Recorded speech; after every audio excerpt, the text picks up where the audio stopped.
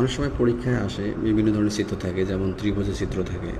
চাকরির পরীক্ষা বিশেষ করে বলে যে কতটি ত্রিভুজ এখানে আছে। তো অনেক সময় একটা ত্রিভুজ থাকে না, অনেক বিভিন্ন শেপের থাকে। সেক্ষেত্রে ত্রিভুজ কাউন্ট করা খুব কঠিন হয়ে যায়, যেখানে কতটা ত্রিভুজ আছে।